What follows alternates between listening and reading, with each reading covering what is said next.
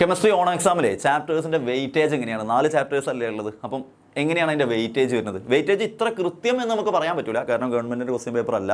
സാധാരണ കഴിഞ്ഞ വർഷവും ഗവൺമെൻറ് ഒരു ക്വസ്റ്റ്യൻ പേപ്പർ ഇറക്കിയിട്ടില്ല. പക്ഷേ കഴിഞ്ഞ വർഷത്തെ ഒരു അനാലിസിസ് വെച്ചിട്ട്, അല്ലെങ്കിൽ അതിൻ്റെ മുന്നത്തെ വർഷങ്ങളിലൊക്കെ ഒരു അനാലിസിസ് വെച്ചിട്ട് ഏകദേശം വെയിറ്റേജ് നമ്മളൊന്ന് പറയുകയാണെങ്കിൽ, നിങ്ങൾ ഒന്ന് ഫോക്കസ് ചെയ്ത് പഠിക്കേണ്ടത് അങ്ങനെ ഉണ്ടാവുമല്ലോ, ഞാൻ കൂടുതൽ ശ്രദ്ധ കൊടുക്കേണ്ടത് ഏത് ചാപ്റ്ററാണ് എന്നൊക്കെയുള്ളൊരു ഡൗട്ടൊക്കെ മക്കൾക്ക് ഉണ്ടെങ്കിൽ, നിങ്ങൾ 4 ചാപ്റ്റേഴ്സിൽ നിങ്ങൾക്ക് നോക്കിയാൽ കാണാൻ പറ്റും അത്യാവശ്യം കുറച്ചധികം വെയിറ്റേജ് കൂടുതലായിട്ട് കാണുന്നത് ഇലക്ട്രോ കെമിസ്ട്രി എന്നാണ്.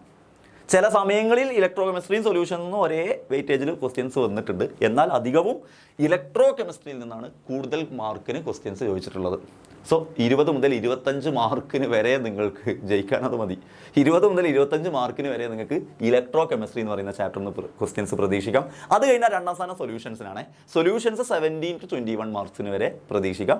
ഞാൻ നേരത്തെ പറഞ്ഞ പോലെ ചില കേസിൽ ഇലക്ട്രോ കെമിസ്ട്രിയും സൊല്യൂഷനും ഒരേ വെയിറ്റേജ് കൊടുത്ത ക്വസ്റ്റ്യൻ പേപ്പർ ഉണ്ടായിട്ടുണ്ട്. എനിവേ 17 to 21 ഇതിൻ്റെ ഇടയ്ക്ക് ഇതിൽ ഏതെങ്കിലുമൊക്കെ ആയിരിക്കും ചോദിക്കുക.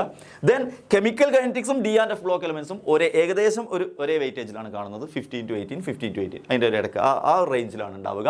സോ ഇതാണ് നിങ്ങളുടെ വെയിറ്റേജിൻ്റെ ഒരു അവസ്ഥ. അപ്പം ഇതിൽ ഏറ്റവും ടോട്ടൽ മാർക്ക് എത്രയാണ് വരിക?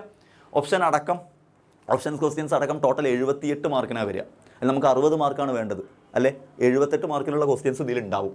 ഓക്കെ, ആ 78 മാർക്കിൽ 60 മാർക്കാണ് നമ്മൾ നേടിയെടുക്കേണ്ടത്. അപ്പോൾ ഇതെങ്ങനെയാണ്? ഇതൊന്ന് വെയിറ്റേജ് നോക്കിയിട്ടും വേണമെങ്കിൽ നിങ്ങൾക്ക് ഒന്ന് പഠനത്തിന് പ്ലാനൊക്കെ ഇടുമ്പോൾ സ്കെഡ്യൂൾ ചെയ്യുമ്പോൾ കൂടുതൽ സമയം ഇതിന് അങ്ങനെയൊക്കെ ന്യൂമറിക്കൽസ് കൂടുതൽ ചെയ്യാൻ ഇത് എന്നുള്ള ഐഡിയയിലൊക്കെ ഉണ്ടാക്കാൻ പറ്റും. അപ്പോൾ വെയിറ്റേജ് എന്തിനാണ് അറിയുന്നതെന്ന് ചോദിച്ചാൽ അങ്ങനെ നമ്മുടെ ഒരു പ്ലാനിൽ അത് ഉൾപ്പെടുത്താൻ വേണ്ടിയിട്ടാണ്.